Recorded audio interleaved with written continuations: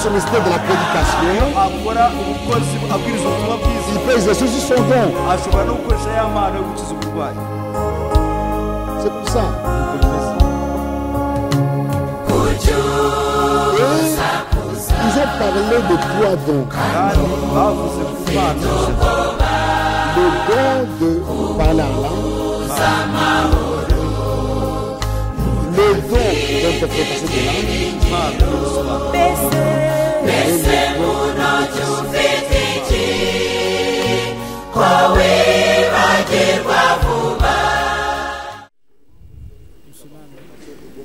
ndasaba hamwe na Tafredi Kabanza Pastor Goma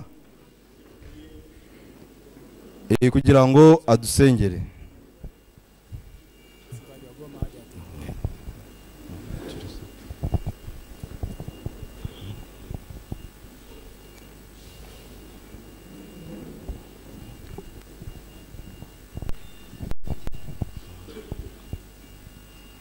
Dieu notre Père, Mana data, turimo turagushima cyane kubw'urukundo rwawe rukomeye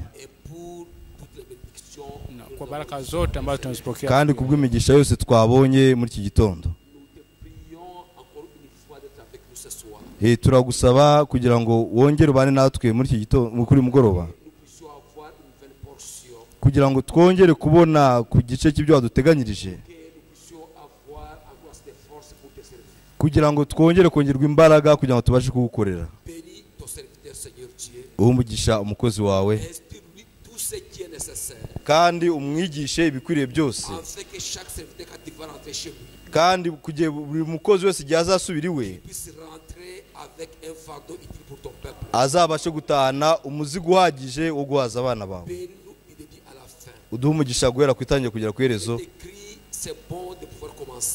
Haranditse ngo ni byiza gutangira, ariko ni byiza kurusha kubona iherezo ryiza. Niyo mpamvu tugusaba mwami, nk'uko tumeze hano, buri wese abashe kwitegura kubwo kuza kwawe. Uhereye ku nyigisho duhabwa, ntabwo tubyakira gusa kubwo kubwiriza abantu, ahubwo natwe tubyakira ngo bidufashe. Niyo mpamvu mwami dutabare, kubera ko twebwe turi abayobozi, tugomba kuba icyitegererezo cy'umukumbi, ariko ntabwo twishoboza twebwe ubwacu. Ariko tuzi yuko nk'uko wabivuze yuko nta mwubatsi n'umwe ubaho ushobora gutangira inzu atabanje kwicara ngo akore imibare kugira ngo amenye ko azayisoza. Uwo mwubatsi ntabwo ari njyewe, tuzi ko ari wowe mwami wacu Yesu Kristo, kubera ko umurimo utangiye ugomba kugera ku iherezo. Niyo mpamvu tubishyize mu biganza byawe kugira ngo twese tubashe kugira iherezo ryiza. Uduhe umugisha mwami, uhe umugisha umugeni n'isi yose munsi y'amaraso, mu izina rya Yesu Kristo, amen.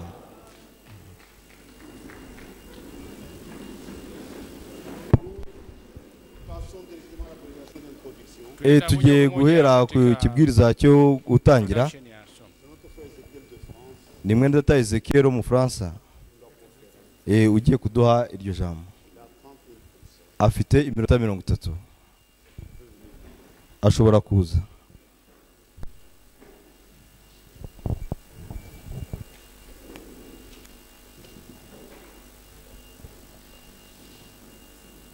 Kubwo kudufasha, tuzi ko kandi uza kudushoboza.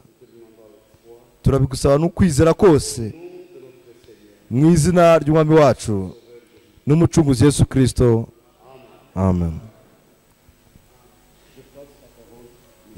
Ijambo ni mwene data Mwamba.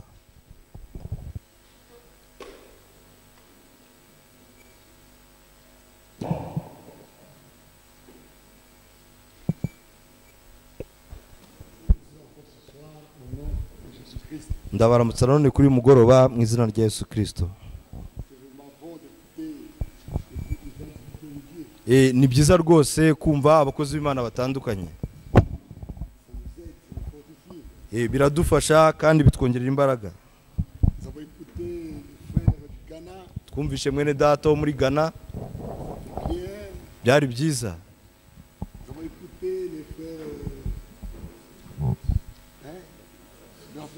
Twumvishe mwene data wo muri Afrika y'Epfo. Nabyo ni byiza. Tumaze kumva mwene data wo mu Faransa.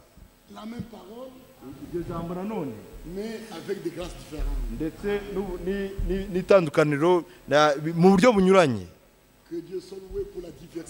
Imana idufashe kubwo abakozi b'Imana banyuranye. Nous allons parler maintenant sur l'opération des dons. Tugiye kuvuga ku byerekeye imikorere y'impano. C'est le dernier sujet sur le programme. Ndetse ni nawo mutwe wa nyuma wo kubyo tugomba kuganiraho. Opération des dons. Imikorere y'impano. Et c'est un sujet très important. Ni ikintu cyangombwa cyane. Après cela, nous allons répondre aux questions. Nyuma yaho turaza gusubiza ibibazo. Nous lisons dans 1 Corinthiens.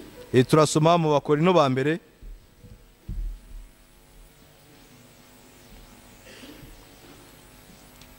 Corinthiens 12. Abakorino ba mbere 12.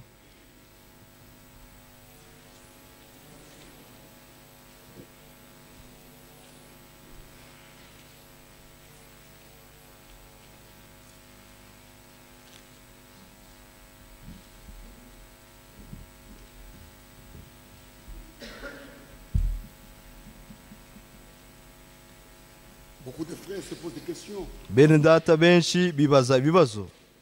Frères, on ne voit pas tous les dons dans les assemblées. Ngo ntago tubona impano zose mu iteraniro. C'est vrai. Nibyo. Mais vous oubliez que ariko mwibagirwa yuko tous ces dons avaient disparu au cours des âges. Izo mpano zose zagiye zibura mu bisekuzo bitandukanye. Et nous sommes dans le temps de la restitution. Tukaba turi mu gihe cyo kugarurirwa. Avant l'enlèvement, mbere yo kuzamurwa, tous les dons seront restitués dans l'église. Impano zose zagarurwa mu itorero. Ne vous inquiétez pas, ça viendra. Nimugire ikibazo bizaza. Tout cela est byose bizagarurwa. En forçant les choses, vous allez inventer des histoires. Mu kugerageza gushyiramo imbaraga hari igihe muzagira ibyo mwihimbira. Mu Bakorino ba mbere cya 12.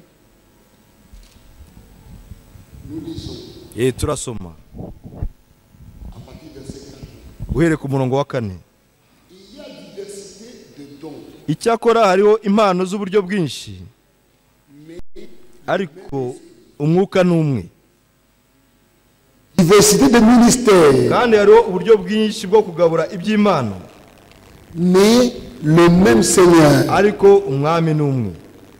Diversité d'opérations. Hariho n'uburyo bwinshi bwo gukora. Mais le même Dieu qui opère tout en tous. Ariko hariho Imana imwe ikorera byose muri bose n'imwe. Or à chacun, umuntu wese, la manifestation de l'esprit est donnée pour l'utilité commune. Agahabwa ikimwerekanaho umwuka kugira ngo bose bafashwe. En effet, à l'un est donné par l'esprit une parole de sagesse. Umwe aheshwa n'ijambo ry'ubwenge. À un autre, une parole de connaissance. Selon le même esprit. À un autre, la foi. Par le même esprit. À un autre, le don de guérison. Par le même esprit. À un autre, le don d'opérer des miracles. Par le même esprit. À un autre, le don d'opérer des miracles. À un autre, la prophétie. undi agahabwa guhanura, à un autre le discernement des esprits, undi agahabwa kurobanura imyuka, à un autre la diversité des langues, undi agahabwa kuvuga indimi nyinshi, à un autre undi l'interprétation des langues. agahabwa gusobanura indimi. Un seul et même esprit Ariko ibyo byose umwuka umwe niwe ubikorera, opère toutes ces choses, umwuka niwe ubikorera muri bose, les distribuant à chacun en particulier comme il veut. agabira umuntu wese uko ashaka. Nous avons les 9 dons de l'esprit Dufite impano 9 z'umwuka donnés à l'Église. zahawe itorero, Comme les 5 ministères nk'uko impano 5 sont donnés pour le corps de Christ, zahawe umubiri wa Kristo, les dons sont donnés pour le corps local. ndetse n'izi mpano zahawe itorero muri rusange ry'akarere. Un ministre peut voyager de ville en ville Umukozi w'Imana ashobora gukora ingendo ava mu mujyi ajya mu wundi pour apporter la parole de Dieu. kugira ngo atange ijambo ry'Imana. Celui qui a un don, Ufite impano y'umwuka, un des 9 dons, imwe muri izi mpano ne peut pas voyager d'assemblée en assemblée pour aller exercer son don là-bas. ntabwo ashobora kujya mu rindi teraniro kujya gukorayo gukoresha ya mpano ye. Il ne peut pas arriver dans une assemblée et dire je viens parler en langue ici chez vous. Ntabwo yaza mu iteraniro ry'abana avuga ngo nje kuvuga mu ndimi hano. Non, Oya, c'est un don local. ni impano ikora mu itorero ry'akarere, C'est exercé dans l'assemblée locale. rigakora mu itorero ry'akarere. Et les 5 ministères, c'est pour le corps de Christ. Kandi ubukozi butanu bwo ni kubw'umubiri wa Kristo. Et parmi et tous ces dons Kandi izo mpano zose sont donnés pour l'édification. zitangwa kubwo kubaka. Les dons de l'esprit Impano z'umwuka sont donnés pour l'édification. zitangwa kubwo kubaka umubiri wa Kristo. Voyez, Murabibona, il y a la prédication des anciens hariho ikibwiriza cy'abakuru qui prend part à l'édification. nacyo kireba, Il y a la prédication des ministres hariho ibireba qui prennent abakozi part à l'édification. nabyo bireba Il kubaka y a umubiri wa les dons de Kristo. l'esprit Hariho impano qui prennent part z'umwuka à l'édification. nazo Tout ce que zifata Dieu umurimo wo a kubaka. donné, Ibyo Imana yatanze byose c'est pour le bien de son Église, ni kubw'inyungu y'itorero rye, pour aider son Église, kugira ngo afashe itorero rye, pour son édification. kugira ngo itorero ryubakwe. Et frère Branham nous a mis en garde. Kandi Mweta Branham yaduhaye ibyitonderwa Dans la prédication, le trône, mu butumwa buvuga ngo intebe y'ubwami, au paragraphe 10, ku gika cy'icumi il dit, aravuga ati, quand un don opère mal, iyo impano ikora nabi ça divise les assemblées. bicamo ibice amateraniro. Tu lis? Tu peux lire?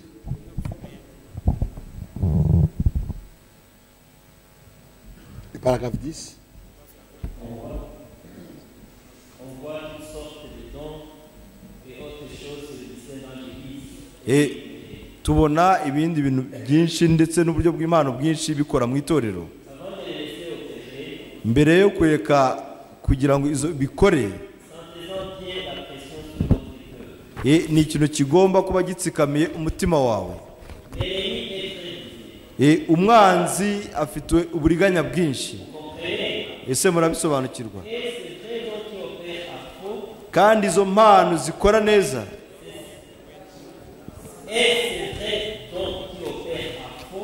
kandi za mpano nziza ariko zikora ibintu bibi,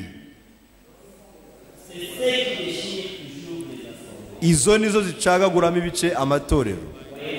Murabibona?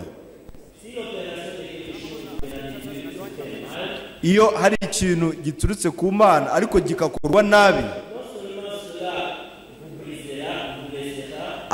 ntabwo ariko bizagukomeretsa gusa, ahubwo ibyo bizacagaguramo itorero ryose. Mugenzure ibyo na Bibiliya, muri Bibiliya ugenzuze Bibiliya yose, urebe niba ibyo biturutse ku Mana koko cyangwa atari biturutse. Contrôler, ugenzure, tester, ugerageze Éprouver pour voir si c'est parfaitement dans la ligne de la parole d'un bout à l'autre. ugenzura urebe ko biri mu murongo w'ijambo guhera ku itangiriro kugera ku iherezo ryabyo. Alors seulement ce sera très bien. Noneho nibwo bizaba ari byiza gusa. Impano zikora nabi ziteza ibibazo mu itorero ndetse bigira naho birimo ibice mu itorero. Iyo impano igaragaye mu itorero muyirinde neza mwitonze, mwe kwirukanyira inyuma yayo cyangwa mwitegereze mubanze mugenzure aho bigana. Mais ce qu'on voit aujourd'hui, dès que Dieu se manifeste, les gens sont emballés. Ils ne comprennent pas que c'est dangereux. Quand Satan se glisse dans un don, il peut causer de grands dommages dans l'assemblée. C'est pourquoi il faut s'observer. Et de tous les 9 dons, et Paul, et Frère Branham, et Frère Franck, ils ont parlé particulièrement de 3 dons qui est à la base des problèmes.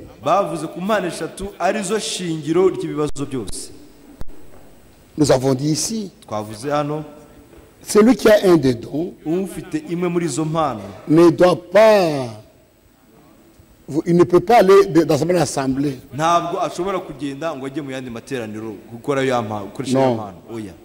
Même le don de guérison. Si un frère a un don de guérison, ou une soeur qui a un don de guérison, ne peut pas commencer à aller dans son sens, je veux prier pour les malades. Non. Qui prie pour les malades dans son assemblée. À moins que ce don-là soit associé à un ministère. Quand le don est associé au ministère, celui qui a le ministère, pendant qu'il exerce son ministère de la prédication, il peut exercer aussi son don. C'est comme ça. Et ils ont parlé de 3 dons. Le don de parler en langue, le don d'interprétation des langues et le don de prophétie, qui sont des dons d'inspiration.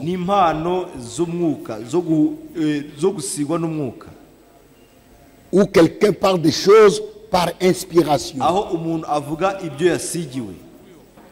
comme venant de Dieu. Avec ces 3 dons, on doit faire très attention. Et quand nous lisons dans les Écritures, Paul n'a pas donné comment fonctionne le don de guérison, les dons de sagesse, n'a pas parlé de ça. Il a parlé du parler en langue. Comment il doit s'exercer. Le parler en langue. Le don d'interprétation. Comment ça doit s'opérer. Et le don de prophétie. Quand quelqu'un parle en langue, il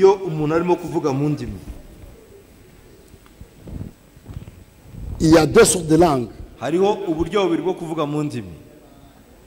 La langue des anges et la langue des hommes. La langue des anges, On ne peut pas le comprendre. ntabwo dushobora kuzumva. La langue des hommes, Indimi z'abantu c'est toutes les langues qui sont sur la terre. ni za ndimi zose ziri hano ku isi On peut entendre. izo umuntu ashobora kumva. Et Paul dit, noneho baravuga ati il dit si je parle, yaravuga ati niba navuga si je parle en langue, niba navuga mu ndimi la langue des hommes nkavuga mu ndimi z'abantu ou la langue des anges, n'iz'abamarayika si je n'ai pas la charité, niwe singira urukundo. c'est dans 1 Corinthiens 13. mu Bakorinto ba mbere igice cya 13 Quand je parlerai les langues des hommes nubwo navuga indimi z'abantu et des anges, n'iz'abamarayika, c'est là nous voyons qu'il y a donc deux sortes de langues. ni ukuvuga ngo bitwereka ko hariho uburyo bubiri Les langues des hommes indimi z'abantu et les langues des anges. n'indimi z'abamarayika. Et quand quelqu'un parle les langues des hommes, kandi iyo umuntu avuga indimi z'abantu même sans interprétation, je peux entendre. niyo haba hatabaho ubusobanuro abantu bashobora kuzumva. Et le parler en langue kandi kuvuga mu ndimi peut s'exercer en privé. bishobora gukorwa umuntu ari wenyine by'umwihariko. Quelqu'un en priant, même seul à la maison, umuntu arimo asenga niyo yaba ari wenyine mu rugo il peut parler en langue. ashobora kuvuga mu ndimi. C'est normal. ibyo ni ibisanzwe. Si il parle dans l'église, abaye yagiye mu iteraniro, s'il n'y a pas d'interprète, niba ntawe uzisobanura uhari, il doit se taire. agomba guceceka. On ne doit pas laisser quelqu'un parler en langue, mais il n'y a pas d'interprète. ntabwo wareka umuntu avuge mu ndimi nta muntu urimo kuzisobanura. Il peut commencer à parler en langue, ashobora gutangira kuvuga mu ndimi, mais s'il n'y a pas d'interprète, il niba ntawe doit se uzisobanura uhari, taire. agomba guhita aceceka. On ne doit pas le laisser continuer à parler. ntabwo wamureka 30 minutes, il n'y a pas d'interprétation. imyaka iminota 30 nta muntu urimo gusobanura. C'est un désordre. iyo yaba ari gahunda nke. Et quand il parle en langue, kandi iyo avuga mu ndimi il ne sait pas ce qu'il dit lui-même. we ubwe ntabwo aba azi icyo arimo kuvuga, C'est un esprit qui parle. ahubwo ni umwuka urimo kuvuga. Il ne peut pas venir dire, ntabwo ashobora quand je parlais en langue, ngo igihe navugaga mu ndimi Dieu disait ça, il ment. ngo imana yavuga gutya na gutya, aba arimo kubeshya. C'est faux, c'est faux. ibyo ni ibinyoma, ntabwo ari byo.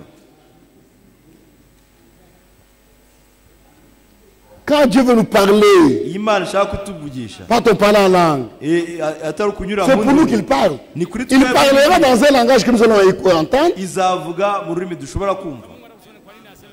même s'il n'y a pas, tout le monde ne connaît pas la langue. niyo abantu bose baba batumva urwo rurimi, Dieu qui veut nous parler, Imana ishaka il kutubwira, va pourvoir qu'il y ait quelqu'un qui va écouter cette langue-là. izateganya ko hazaba n'ushobora kumva urwo rurimi byibura. C'est comme ça. nuko bimeze. Un jour, umunsi umwe Frère Branham,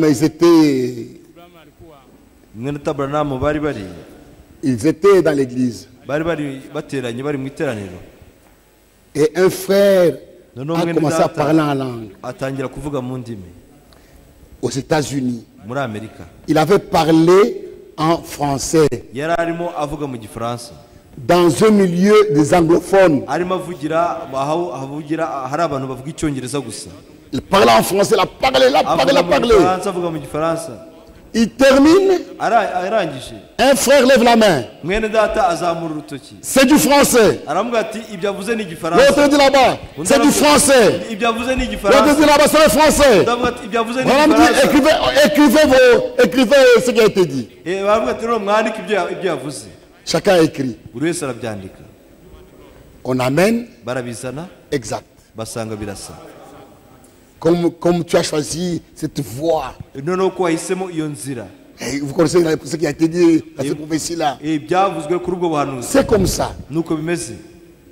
Quand Dieu parle en langue dans l'assemblée, iyo Imana ivuga mu ndimi, la langue des hommes, ururimi rw'abantu, c'est pour nous qu'il parle. ni kuri twebwe aba arimo Il kubwira. va pourvoir izateganya à quelqu'un qui va écouter cette langue-là umuntu ushobora gutega amatwi urwo rurimi pour nous donner l'interprétation. kugira ngo atange ubusobanuro. C'est comme ça que Dieu agit. Uko niko Imana ikora. Si ce n'est pas ainsi, Niba atari uko bimeze, cette langue doit être interprétée. urwo rurimi rugomba gusobanurwa. Et la langue, quand elle est interprétée, Kandi ururimi iyo rusobanuwe c'est la même chose que la prophétie. biba bimeze nk'ubuhanuzi. Quand la langue est interprétée, Iyo ururimi rusobanuwe c'est la même chose que le don de prophétie. nicyo kimwe n'impano yo guhanura. À ce on doit faire très attention. Kuri ibyo bisabye kwitonda cyane. Celui qui prophétise, Uhanura, le don de prophétie impano y'ubuhanuzi ne peut pas s'exercer en privé. ntabwo ishobora gukorera ku muntu ari wenyine by'umwihariko. Non. Oya, La langue interprétée, ururimi rusobanuwe comme le don de prophétie, nk'uko impano y'ubuhanuzi ne peuvent pas être exercées en privé. nayo itakoreshwa by'umwihariko umuntu ku giti cye. Quelqu'un ne peut pas être seul à la maison. Ntabwo umuntu yaba ari we mu rugo wenyine Il prie seul. ngo asenge wenyine, Il commence à parler en langue noneho atangire kuvuga mu ndimi et il s'interprète lui-même. nawe ubwe atangire yisobanure. Comme moi j'étais pentecôtiste. Ngewe nabaye umupanekote, J'ai vu cela chez les pentecôtistes. ibyo nabibonye mu bapanekote, Et cela, on le retrouve même dans ce message. kandi ibyo hari aho ubisanga na hano mu butumwa bwiza. Quelqu'un parle en langue. Umuntu akavuga mu ndimi akavuga Mwamba, mwamba. ati mwamba, Lui-même répond, Seigneur. akarere agasubiza ngo mwami, Mwamba. akavuga ngo mwamba. Le Seigneur appelle dans sa bouche. Mwamba.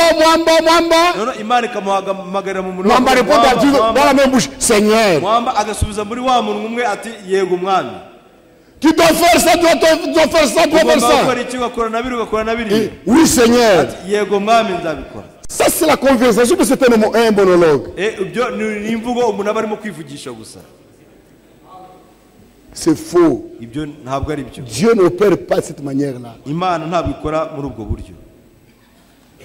Quand tu es seul Iyo uri wenyine et que Dieu veut te parler, kandi Imana ikaba ishaka kukuvugisha, il va utiliser la voix audible izakoresha ijwi ryumvikana ou la vision. cyangwa se iyerekwa.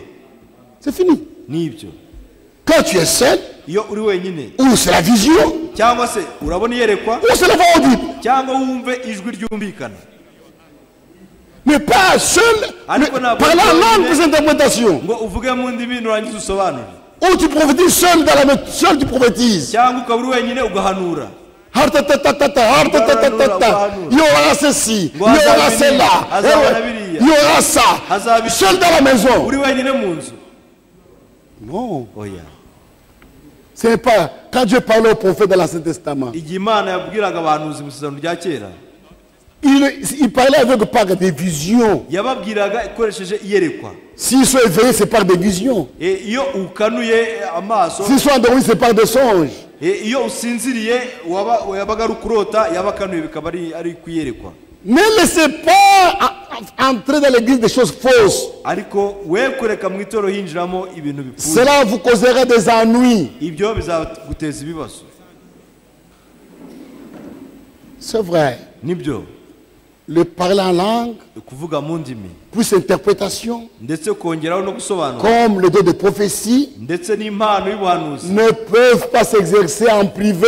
ntibishobora gukorerwa mu mwiherero cyangwa aho uri wenyine. Elles s'exercent dans l'église. Ibyo bikorera mu itorero.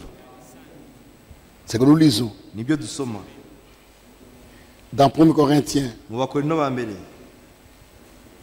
1 Corinthiens 14. Abakorinto ba mbere cya 14.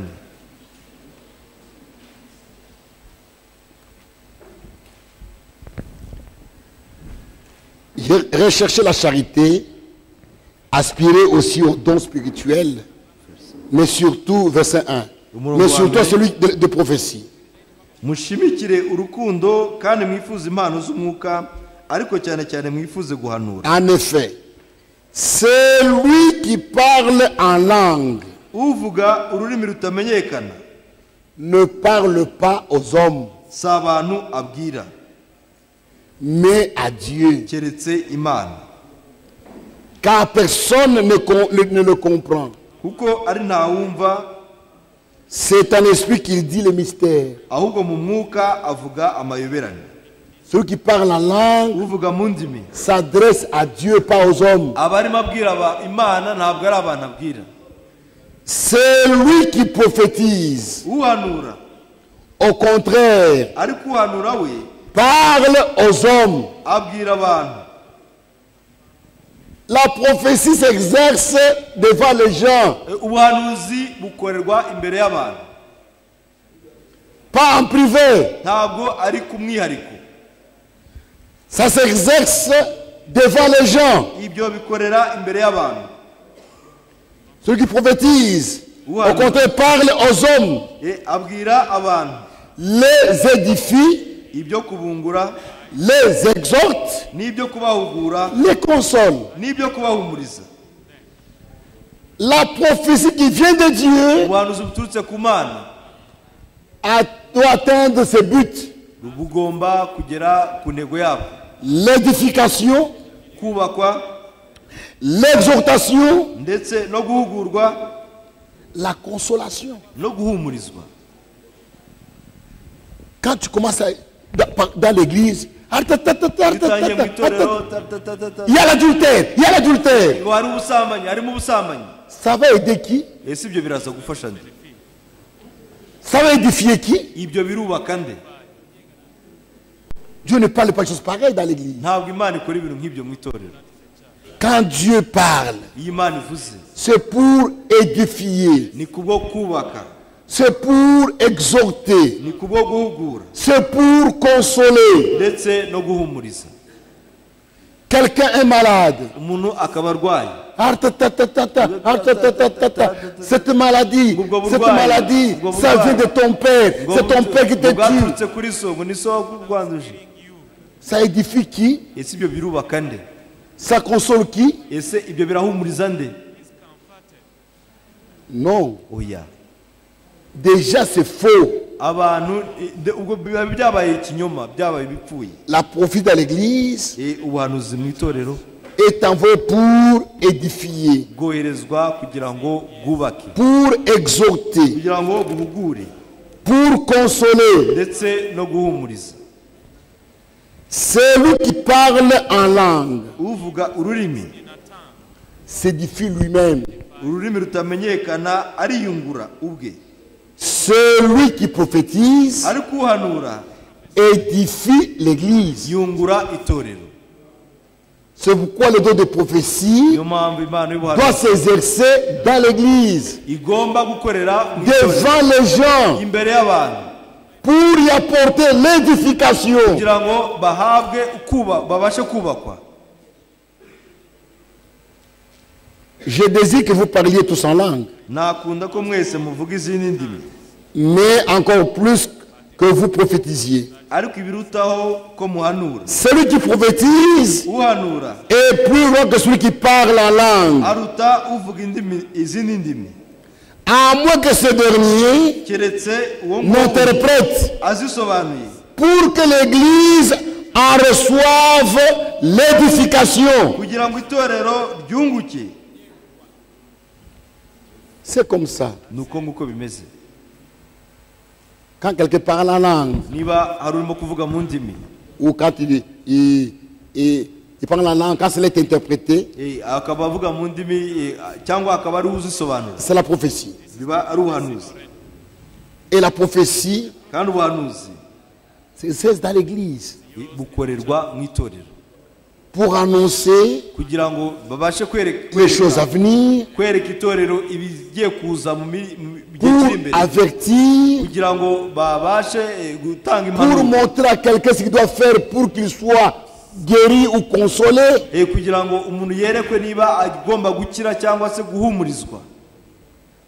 Mais ce n'est pas pour révéler les péchés des gens dans l'église. ariko ntabwo ari kubwo kuvuga ibyaha by'abantu mu itorero. Non. Oya, Non. oya. Oh, frère Jean, tu as commis l'adultère. Yasambanye. Non, frère. Oya, ntabwo ari ibyo. Pourquoi? Kubera iki? Ça va aider qui? Ese ibyo biraza gufasha nde?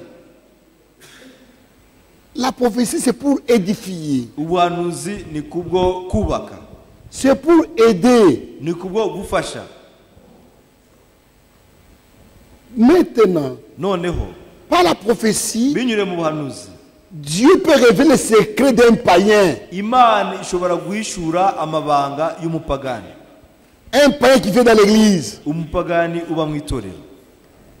C'est ce que nous lisons. Ibyo nibyo dusoma.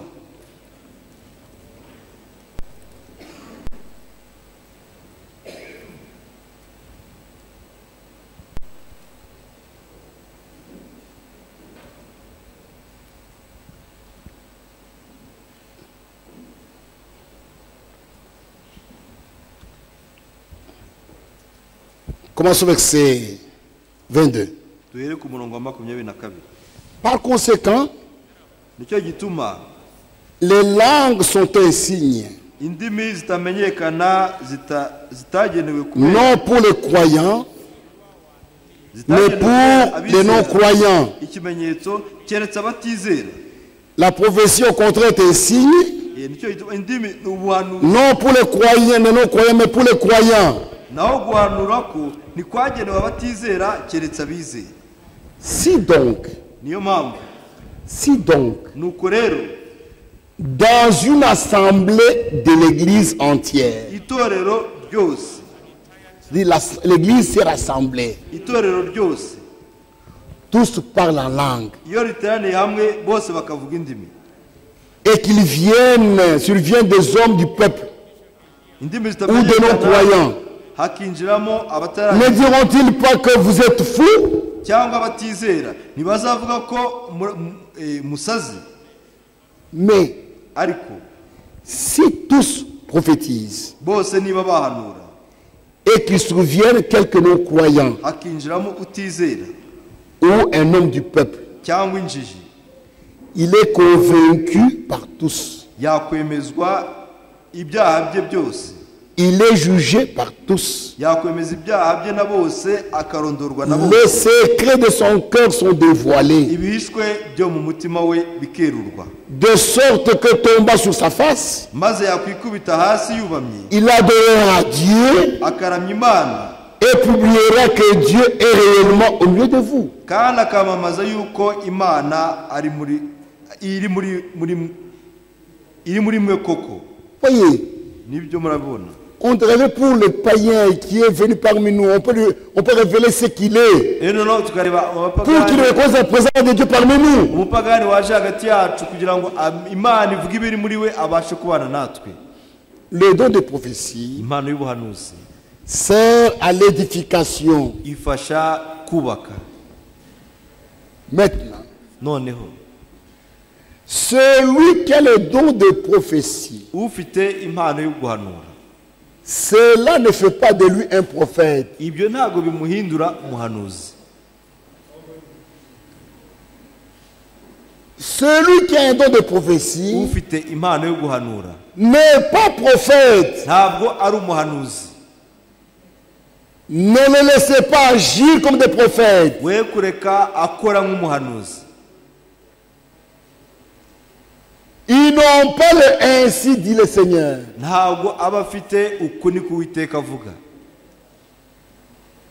Et aujourd'hui, Kandi uyu munsi beaucoup laissent les gens qui ont de prophétie abenshi bareka abantu bafite impano yo guhanura agir comme des prophètes. bagakora nk'abahanuzi. Un prophète, quand il dit ainsi dit le Seigneur, Umuhanuzi iyo avuze ngo uku ni ko Uwiteka avuga, on le juge par l'accomplissement ou pas. bamugenzurira uko bizasohora cyangwa se bitazasohora. On n'a pas à juger, regarder. Non. Ntabwo babicira Quand il a urubanza. parlé ainsi dit le Seigneur, Iyo muravuze ngo uku ni ko on Uwiteka attend avuze, l'accomplissement. bategereza gusohora kwabyo. Mais celui qui parle en langue ari kuvuga mu ndimi et qui interprète, akazisobanura ou celui qui prophétise, cyangwa se uhanura quand il a iyo parlé, yavuze on ne doit pas accepter ça du coup. ntabwo bigomba kwemerwa na gato, On doit attendre. hagomba gutegereza, On doit attendre bisaba gutegereza que cela soit jugé. kugira ngo ibyo bigenzurwe.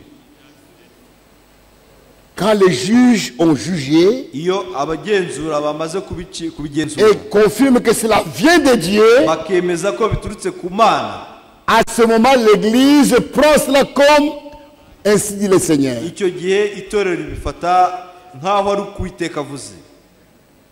Mais quand l'église est mal enseignée, Ariko iyo itorero ryigishijwe une nabi, prophétie sort, on s'emballe, Dieu a dit, Dieu a dit, Dieu a abantu dit. Non, bakaguruka frère. Imana yavuze oya bene data. On doit prendre l'église de cette terre, Itorero rigomba kwigishwa d'attendre que cela soit jugé. gutuza bagategereza ko ibyo bicirwa urubanza bibaza kugenzura.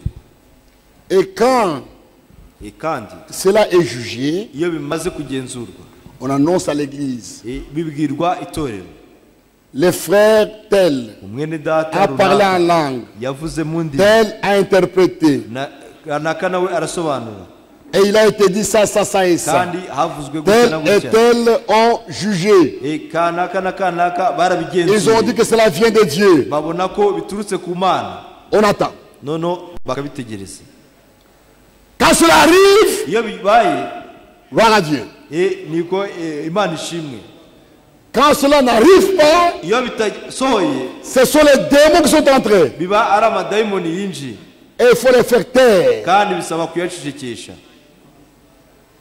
On ne doit pas les épargner, on doit les faire taire. Ntabwo bigomba kubabarirwa, ahubwo bigomba Et gucecekeshwa. prier pour que les démons puissent continuer à les utiliser. Ugasenga no kugira ngo amadayimoni abantu ntazongere Dieu kubakoresha. ne peut pas mentir. Imana ntishobora kubeshya. C'est vrai. Nibyo. Quand une prophétie ne s'accomplit pas, ce n'est pas Dieu, c'est Satan qui agit. Iyo ubuhanuzi budasohoye ntabwo ari Imana, ahubwo ni Satani wakoze. Et personne Kandi nta muntu n'umwe qui n'est pas prophète, utari umuhanuzi, qui n'a pas ainsi dit le Seigneur, udafite ukuni k'Uwiteka ne avuze, peut se mettre devant les gens ntabwo ashobora guhagarara imbere et y'abantu dire ngo avuge ngo fais ça, ngo fais ça, ngo gira fais gutya, ça. gira gutya. Peut dire Ushobora kuvuga uti ta maladie est terminée. ngo uburwayi bwawe burarangiye.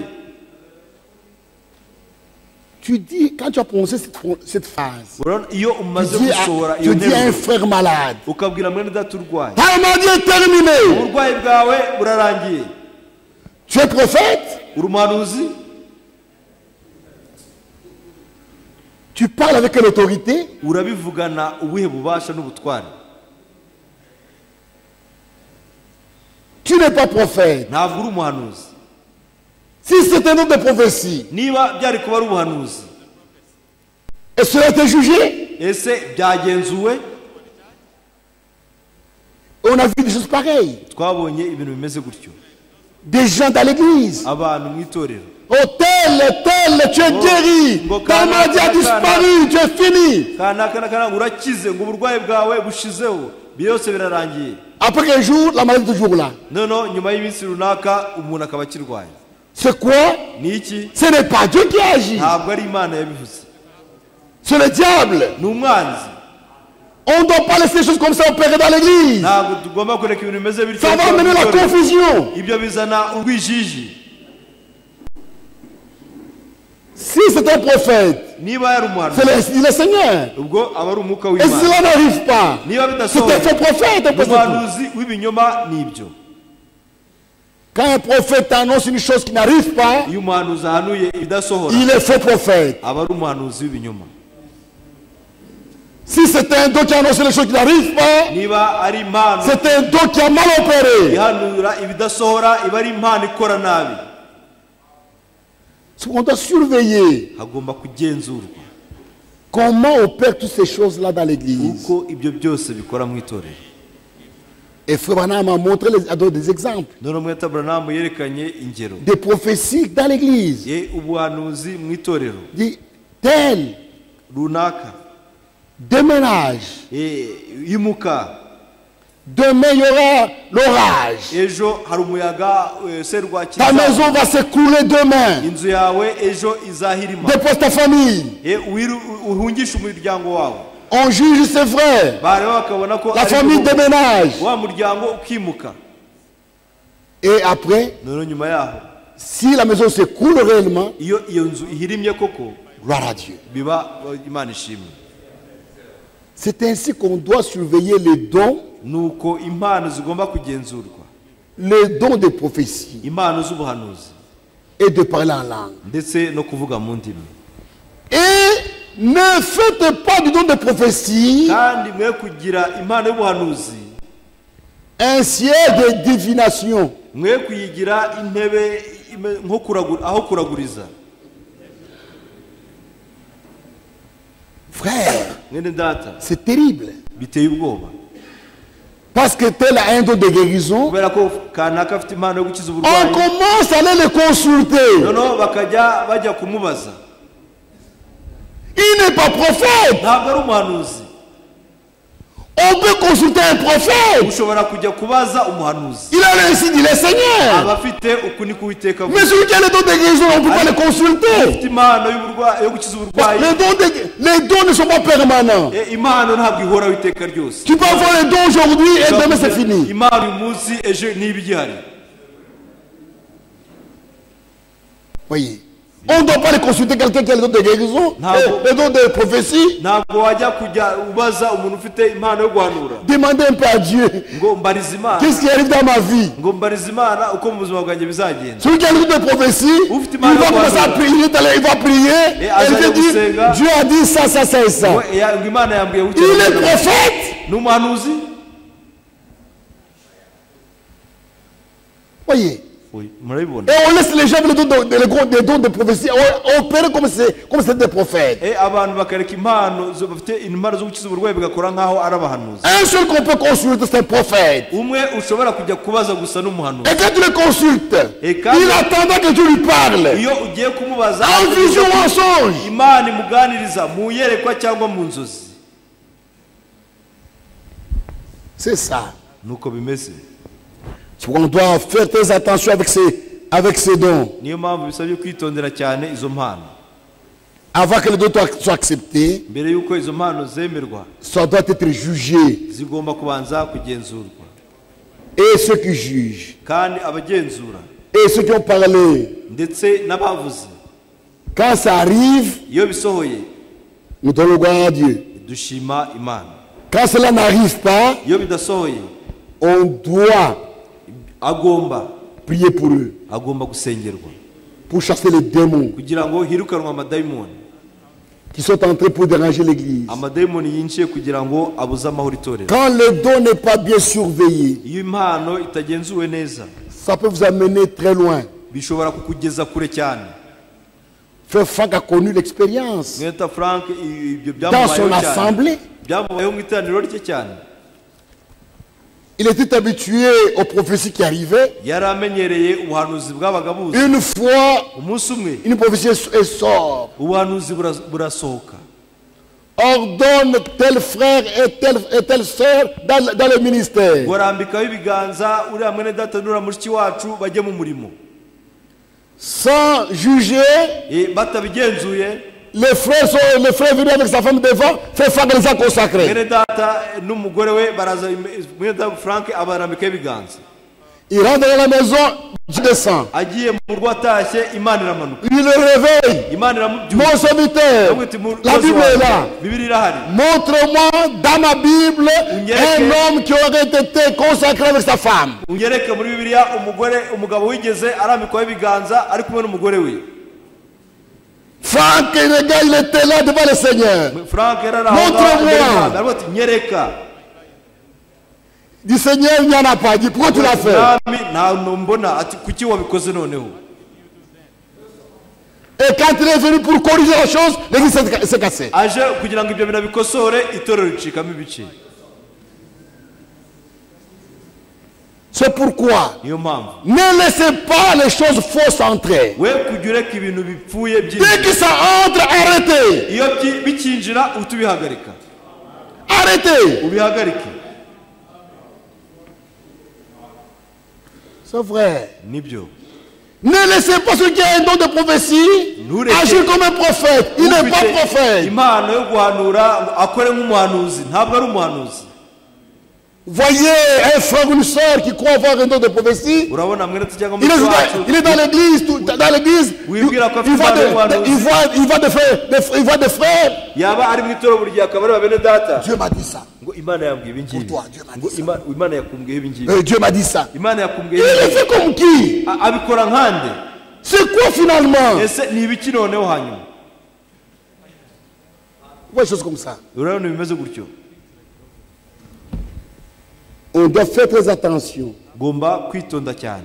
Aujourd'hui, uyu munsi on a fait des dons de prophétie, la puissance de l'église. impano z'ubuhanuzi zahindutse On vient les nk'abapfumu mu itorero. consulter. bahindutse nk'abapfumu mu itorero abantu baza kubaraguzaho. Or, ce n'est pas cela. nyamara si uko bikwiye kumera. Les dons de prophétie impano z'ubuhanuzi viennent nous apporter, nous avertir. ziza kuduhugura ndetse no kutumenyesha. Nous dit ce qu'il faut faire pour résoudre tel problème. kutumenyesha ibishobora kuba kugira ngo tubashe kumenya uko dukemura ikibazo Il runaka. vient pour nous édifier, pour nous exhorter. zikaza kugira ngo zitwubake zibashe kuduhugura.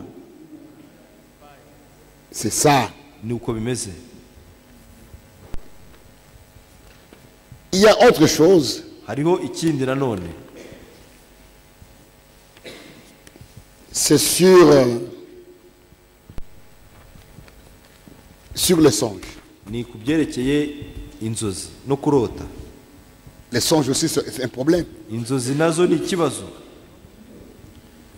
Les songes dans l'église. inzozi mu itorero. Et les gens troublent les autres avec cela. abantu babuza abandi amahoro ku bw'ibyo ngibyo.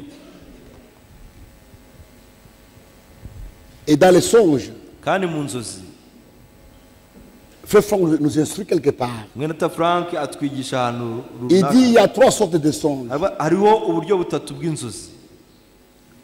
Il y a des songes naturels hariho inzozi zisanzwe abantu bose bagira qui viennent comme ça, ziza gutyo qui naissent des choses que nous voyons, zituruka muri bya qui bintu naissent des tureba, choses que nous avons entendues, bituruka muri bya qui bintu naissent des choses que nous twumvise, avons vues. zituruka muri bya bindi twabonye. Ce sont des choses naturelles ni inzozi zisanzwe qui arrivent. ziza Et on ne doit pas s'attacher à cela. kandi ibyo ntabwo tugomba kubyihambiraho Parce que des songes, dans la plupart des songes, sont des vanités. kubera ko akenshi na kenshi ibyo mu nzozi biba ari ukwihimbaza. C'est ce que la Bible nous dit dans Ecclésiaste. nibyo bibiri tubwira mu mubwiriza. Ecclésiaste, umubwiriza chapitre 5. igice cya 5 Il est dit, haravuga hati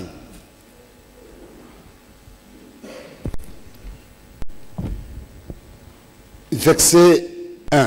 umurongo wa mbere. Commençons verset 6, verset 2. duhere ku murongo wa kabiri.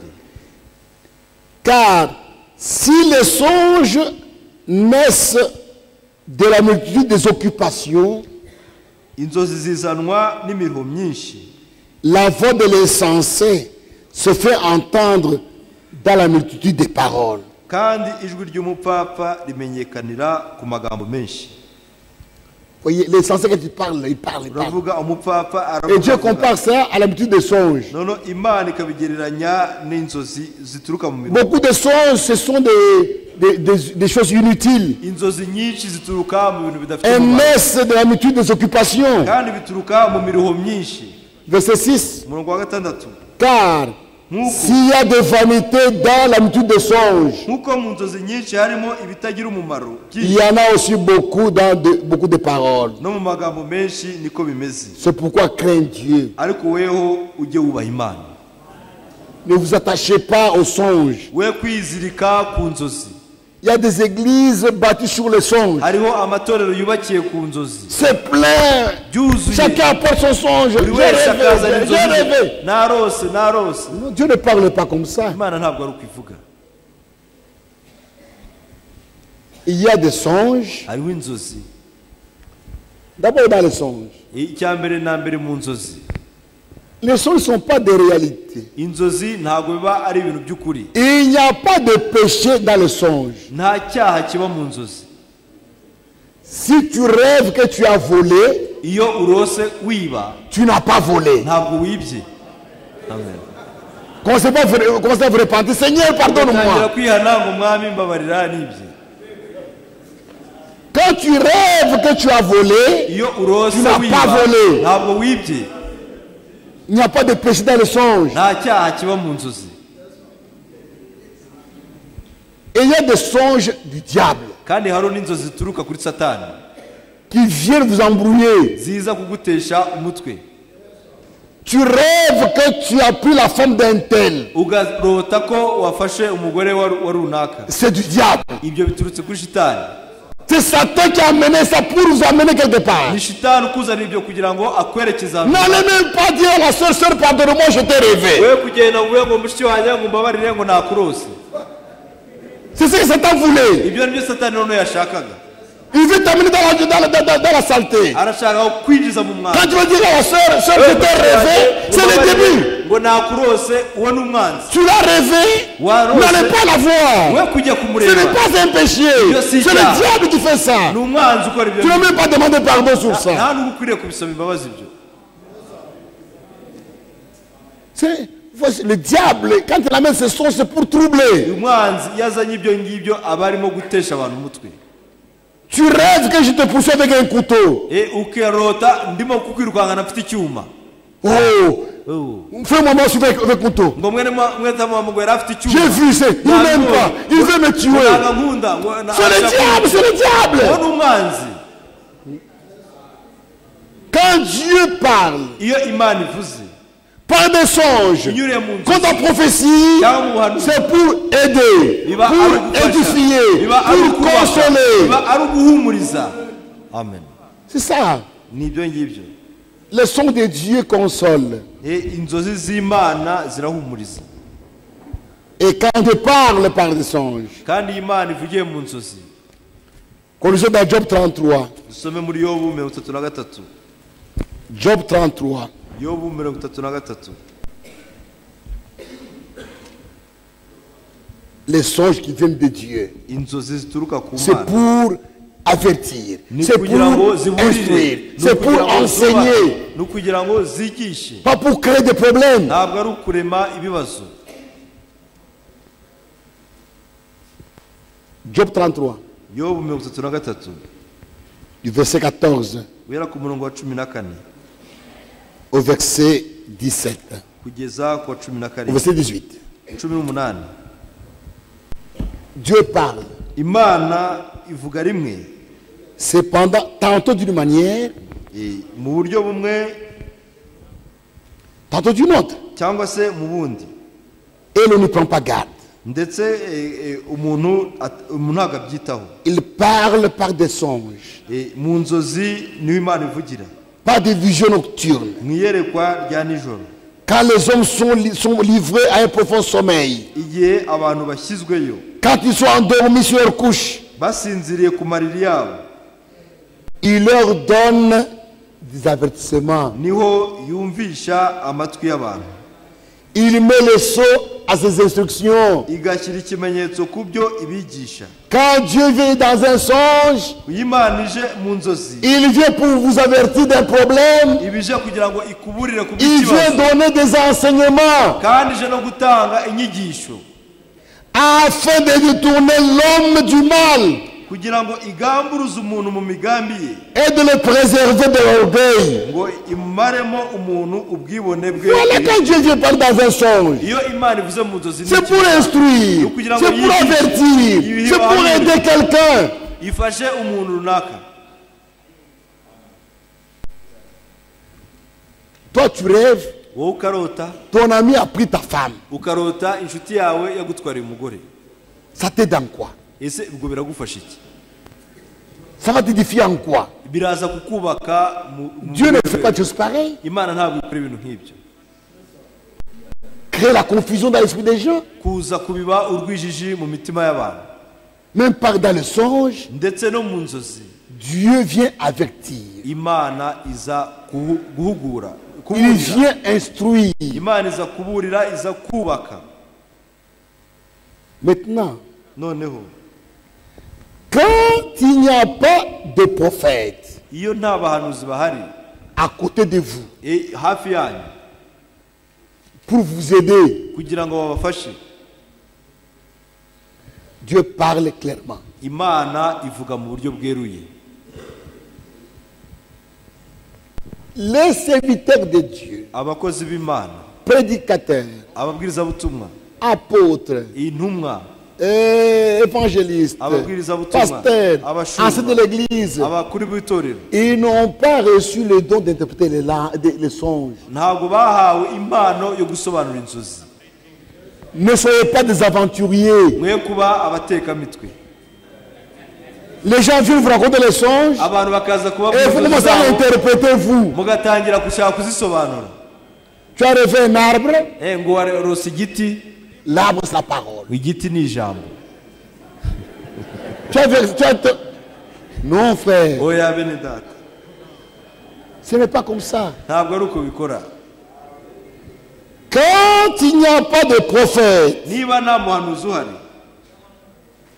pour aider quelqu'un à comprendre quelque chose que Dieu veut lui dire, kugira ngo abashe gufasha umuntu gusobanukirwa icyo Imana ishaka kumubwira, Dieu parle clairement Imana ivuga ku buryo bweruye, à l'intéressé. ikabwira uwo bireba, Et cela ne demande pas une interprétation. kandi ibyo ntibisaba ubusobanuro.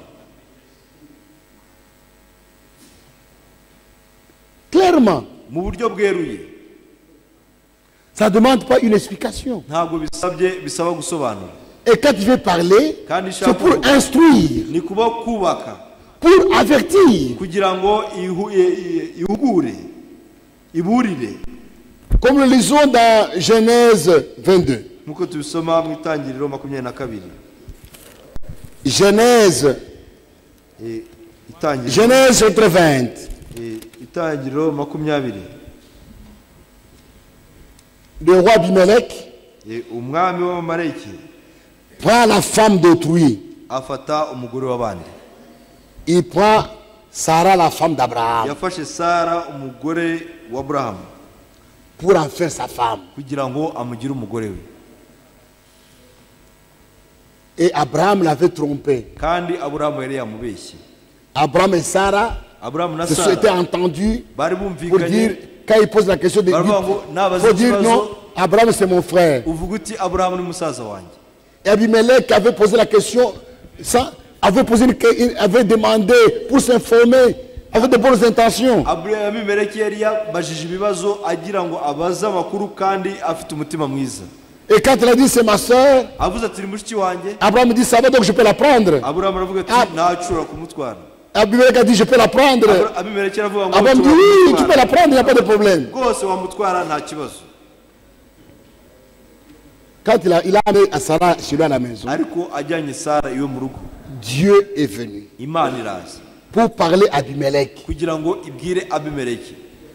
Verset 3. Umurongo wa 3. Alors Dieu apparut en songe à Abimelech Maze Imana ibonekera Abimeleki mu nzozi pendant la nuit nijoro, et lui dit, iramubwira iti voici, dore tu vas mourir umeze nk'intumbi, ugiye à gupfa cause de la femme que tu as enlevée. ku bwa wa mugore wenze, Car elle a un mari. kuko afite umugabo. Clairement. Ni ibyo buryo busobanutse. Dieu lui a parlé clairement. Imana yamubwiye mu Tu buryo vas busobanutse, mourir. iramubwira iti urapfuye. La fois que tu as pris à un mari. Umugore wafashe afite umugabo. Abimelech, qui ne s'était pas approché Yari d'elle, ataramwegera, répondit, yari ataramwegera avuga ati, toujours en songe, ari mu nzozi Seigneur, ati mwana, ferais-tu périr même une nation juste? ese warimbura ihanga rizima? Ne m'a-t-il pas dit, c'est ma soeur? Ese ntiyambwiye ngo ni mushiki wanjye? Et elle-même ne m'a-t-elle pas dit, c'est mon frère? Undi nawe akambwira ati ni musaza wanjye. J'ai agi avec un cœur pur Et avec des mains innocentes. Dieu lui dit en songe. Je sais que tu as agi avec un cœur pur. Aussi, t'ai-je empêché de pécher contre moi. C'est pourquoi je n'ai pas permis que tu la touches. Maintenant, rends la femme à cet homme. Car il est prophète. Il priera pour toi et tu vivras. Mais si tu ne la rends pas, sache que tu mourras. Toi et tout ce qui t'appartient. Abimelech s'est levé le bon matin. Il appelle ses serviteurs et leur rapporta toutes ces choses. Et ces gens furent du grand frayeur. Abimelech appela aussi Abraham et lui dit: qu'est-ce que tu nous as fait? Voilà comment Dieu parle. Clairement. Parce qu'il n'y avait pas quelqu'un pour les aider.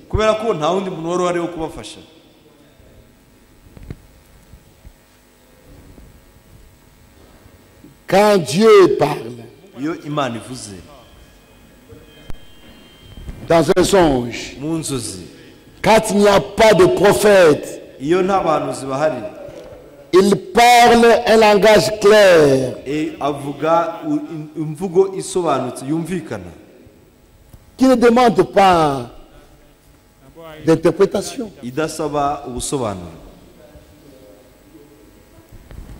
Nous avons lu ça dans... Prenons maintenant le cas du Nouveau Testament. Joseph.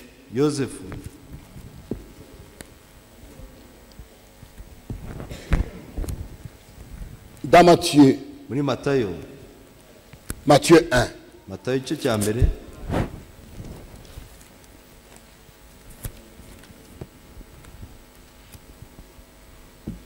Dans ton église, il n'y a pas de prophète. Mais c'est plein de songes avec des énigmes. Et les gens viennent chez toi, tu commences à les tromper. Alors donner de fausses interprétations. Mais apprenez à l'église que comme il n'y a pas de prophète ici, quand Dieu veut te parler, il te parlera clairement. Matthieu 1.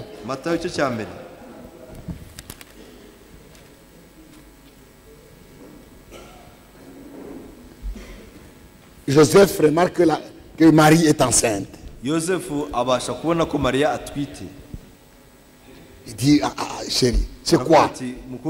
Marie lui dit, non, c'est pas le Saint-Esprit. Joseph dit, non. Qu'on se sépare sans bruit. Je ne peux pas supporter ça qu'on se sépare. Nous lisons au verset 19. Joseph, son époux, qui était un homme de bien et qui ne voulait pas la diffamer, se proposait de rompre secrètement avec elle. Comme il y pensait, voici un ange du Seigneur lui apparut en songe et dit: Joseph, fils de David, ne crains pas de prendre avec toi Marie ta femme, car l'enfant qu'elle a conçu vient du Saint-Esprit. Elle enfantera un fils et tu lui donneras le nom de Jésus, celui qui sauvera son peuple de ses péchés. Tout cela arriva afin que s'accomplisse ce que le Seigneur avait annoncé par le prophète. Voici la Vierge deviendra enceinte. C'est enceinte. Elle enfantera un fils et tu lui donneras le nom d'Emmanuel, ce qui signifie Dieu est avec nous. Joseph s'est réveillé, fit ce que l'ange du Seigneur lui avait ordonné, et il prit sa femme. Clairement, Pas de symbole. nta bimenyetso bihari bindi, Pas d'énigme clairement. nta bintu bimeze nk'ibisakuzo, ahubwo ni Il ibintu n'y avait pas de bigaragara. prophète pour l'aider. nta muhanuzi wari uhari ngo amusobanurire. Et Jésus est né. none Yesu aravuga ati, Quand Jésus est né, Yesu aravuka, Yesu Hérode aravuka. monte un plan pour tuer l'enfant. Herode atangira gutegura imigambi yo kwica umwana. Quand il monte un plan pour tuer l'enfant, amaze gutegura imigambi yo kwica uwo mwana, Dieu vient parler à Joseph. Imana iza kubwira Yosefu. Matthieu 2, Matayo igice cya 2, verset 13. umurongo wa Lorsqu'ils 13. furent partis, bamaze kugenda, voici un ange du Seigneur apparut en songe à Joseph. marayika w'umwami Imana araza lui dit, mu nzu ati, Lève-toi, byuka prends le petit enfant ujyane umwana et sa mère, na nyina fuis en Égypte uhungire muri et Egiputa, restez-y ugumeyo jusqu'à ce que je te parle. ugeze aho nzakubwira. Car Hérode cherchera le petit enfant pour le faire périr. kuko Herode agenza umwana ngo amwice. Joseph se leva, Yosefu arabyuka, prit de lui le petit enfant et sa mère et se retirait en Égypte. ajyana umwana na nyina. Clairement, il n'y a pas d'énigme. ni ukuvuga ngo mu buryo busobanutse birimo umucyo, nta bisakuzo birimo. C'est comme ça que Dieu parle quand il n'y a pas de prophète. uko niko Imana ivuga iyo hatari umuhanuzi. Hérode meurt. Herode arapfa, Dieu vient encore. Imana iragaruka. Verset 19. umurongo wa 19. Quand Hérode fut mort, Herode amaze gupfa, voici un ange du Seigneur apparu en songe marayika w'umwami Imana À Joseph, azabonekera en Égypte. Yosefu muri Egiputa et dit, ati, lève-toi, byuka prends le petit enfant et sa mère usubize umwana na nyina et va dans le pays d'Israël. ujya mu gihugu cya Isirayeli. Car ceux qui en voulaient à la vie de l'enfant sont morts. bashakaga kumwica bapfuye. Clairement, mu buryo busobanutse, c'est ainsi que Dieu parle uko niko Imana ivuga par les sons mu nzozi quand il n'y a pas de prophète. iyo nta bahanuzi bahari. Maintenant, noneho quand il y a un prophète, iyo hari umuhanuzi, Dieu peut te parler en songe avec des énigmes. Imana ishobora kukuvugisha mu nzozi igashyiramo n'ibyo utabasha gusobanukirwa. Seuls les prophètes abahanuzi bonyine gusa ont le don de répéter les songes. nibo bafite impano yo gusobanura inzozi. Seuls les prophètes. abahanuzi gusa. Et quand un prophète interprète les songes, kandi iyo umuhanuzi arimo gusobanura inzozi, ce n'est pas par des symboles. ntabwo akoresha ibishushanyo. Non. oya, Il voit le songe abona inzozi dans son songe nk'uko inzozi zari ziri, ou dans sa vision. cyangwa se akazibona mu iyerekwa. Quand tu viens devant un prophète, iyo uje imbere y'umuhanuzi, tu parles de ton songe. wowe ukavuga inzozi zawe, Lui, au même moment, nawe ako kanya il voit le songe en vision. azibona mu iyerekwa. Toi, tu racontes, lui voit. wowe ukaba urimo kumubarira inkuru, we arimo Quand tu kubireba. sautes, tu dis tu as sauté quelque chose. wasimbuka ikintu akavuga ngo hari icyo wasimbutse. C'est ça. nuko bimeze, C'est comme ça que le prophète interprète le songe. uko niko umuhanuzi asobanura. cyangwa Toi, tu rêves là-bas. wowe ugahaguruka hariya, Lui, ici, il te rêve rêver. we akaba akubona uhagurutse. Il te rêve songer. we akarota akubona nawe urimo kurota. Quand tu viens, waba urimo il a déjà rêvé ton songe. akavuga ati namaze kurota inzozi zawe. Quand tu vas lui parler, noneho watangira kubimubwira, il te dira, akakubwira ati dans ton songe, tu as oublié tel élément. mu nzozi zawe warose wibagiwe iki n'iki. C'est comme ça, c'est comme ça, c'est comme ça. nuko bigenda, nuko bimeze, nuko bimeze. Voilà comment Dieu interprète les songes. uko niko Imana isobanura inzozi. Ce n'est pas ce que nous faisons aujourd'hui dans ntabwo ari byo dukora uyu les munsi dénominations. mu madini. Quand j'étais au Canada, igihe nari ndi muri Canada, j'étais passé dans une librairie. naciye ahantu bacuruza ibitabo, J'avais trouvé un gros livre là. masanga igitabo kinini cyane Interprétation des songes. ngo gusobanura inzozi, niko cyitwaga. J'ai dit, je ne peux même pas l'acheter. ndavuga iki sinshobora kwirirwa nkigura rwose. Si tu vas tromper les gens, uzabeshya abantu, tu vas commencer à consulter. uzajya uri gusoma mu gitabo Comment on interprète les ngo songes. ni gute basobanura inzozi. Mais Dieu nous a envoyé un prophète nyamara Imana yatwohereje abahanuzi qui nous a montré comment les choses s'interprètent. batwigisha uko inzozi zisobanurwa. Dans Genèse mu itangiriro 41, 41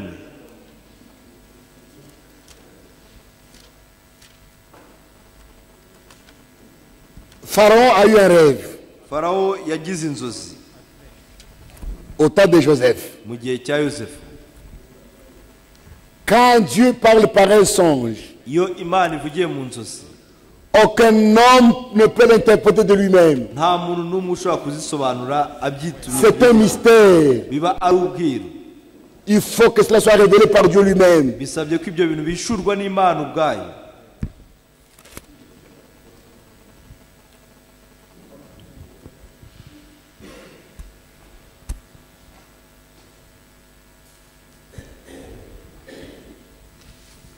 Pharaon a eu un songe. Farawo yagize inzozi, Il a appelé ses magiciens, ahamagara abapfumu be les astrologues. ndetse n'abarebe Il a raconté les songes. ababwira inzozi ze, Les songes qui viennent de Dieu, inzozi ziturutse ku Mana, c'est la parole de Dieu. biba ari ijambo ry'Imana.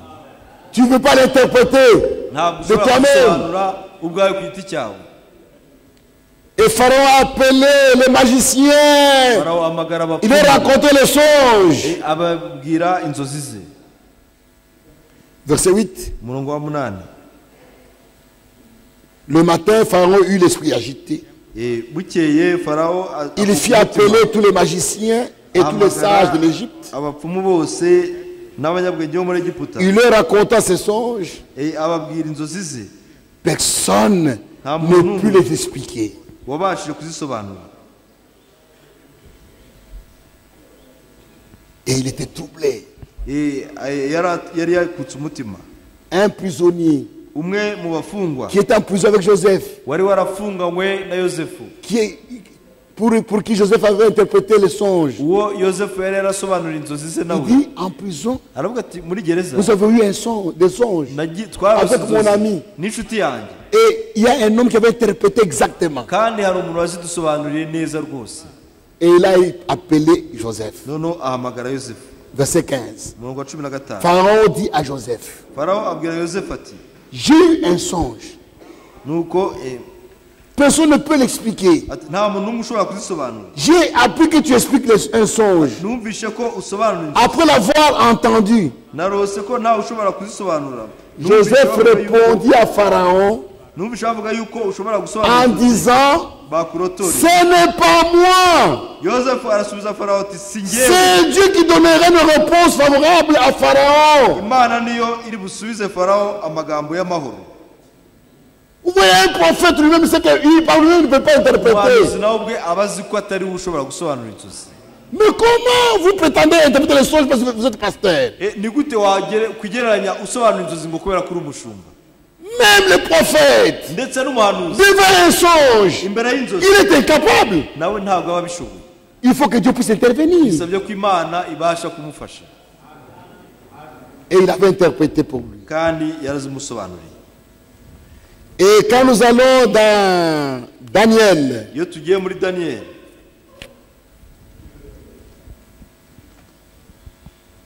Daniyeli, muri Daniyeli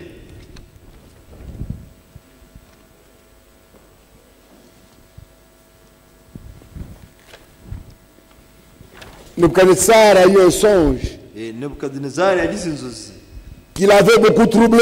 nawe zimubuza amahoro cyane, Il a menacé de tuer même les gens. ndetse abwira n'abantu ko akanyisha abantu kubica. Il a dit, si vous ne me donnez pas l'interprétation du songe, je vais vous tuer. Aravuga ati nimutamba ubusobanuro bw'izi nzozi ndabica. Les magiciens, les astrologues, Abapfumu tous ces gens-là, ce sont des menteurs. bose ni abanyabinyoma bari. Les défunts sont des menteurs. Abantu bavuga ko berekwa iby'Imana ni abanyabinyoma.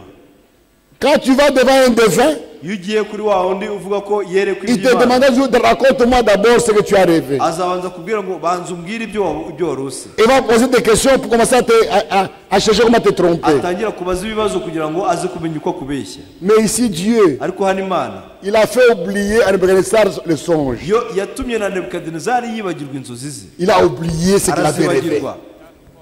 Il appelle les magiciens et les astrologues. Il dit, j'ai eu un rêve qui m'a troublé. Je l'ai oublié. Montre-moi ce que j'ai rêvé. Montre-moi ce que j'ai rêvé. Ainsi je saurai que vous avez l'explication. Les magiciens ont dit non, roi. Personne n'a jamais fait une chose pareille. Personne. Aucun roi n'a jamais demandé de choses pareilles. Dis ce que tu as rêvé, nous allons interpréter. Ils ont échoué. Parce que le son de Nebuchadnezzar était Dieu qui avait parlé. Et quand Dieu parle, il faut un prophète pour interpréter. Et on a appelé Daniel.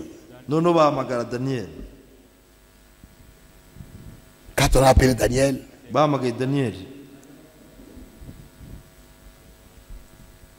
après l'échec des autres là, on appelle Daniel.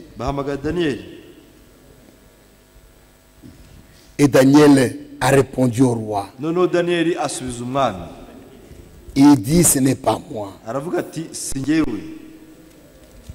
Ce n'est pas moi. Verset 20. Daniel prit la parole et dit,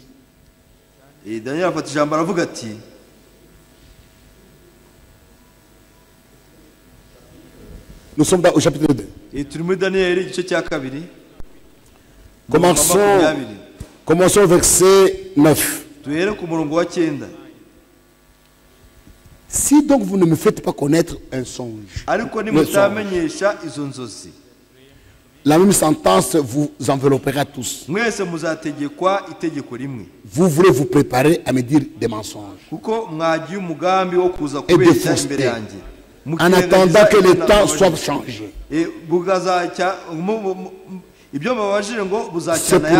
C'est pourquoi. Dites-moi les songes. Et je saurai si vous êtes capable de donner l'explication. Les Chaldéens répondirent au roi. Il n'est personne sur la terre qui puisse dire ce que demande le roi.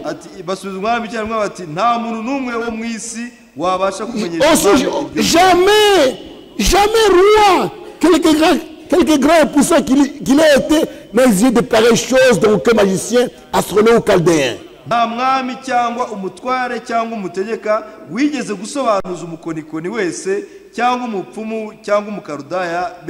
Ce que le roi demande est difficile. Il n'y a personne qui puisse le dire au roi, excepté les dieux dont la demeure n'est pas parmi les hommes. Ils ont échoué. Et ils échouent encore aujourd'hui. Quand Dieu a parlé, il faut un prophète.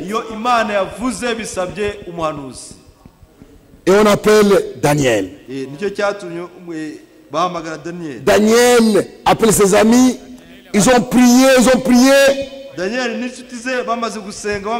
Verset 19. Alors le secret fut révélé à Daniel dans une vision.